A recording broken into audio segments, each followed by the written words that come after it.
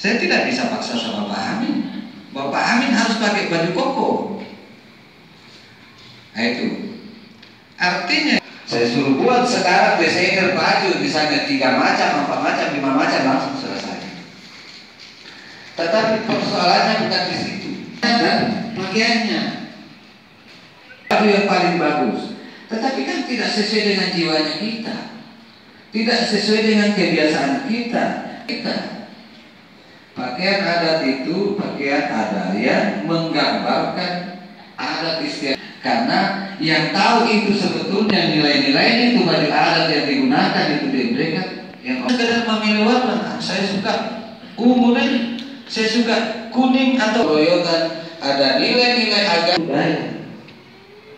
Dan tidak bisa budaya itu sekarang kalau kita bikin, ya pastilah budayanya sekarang.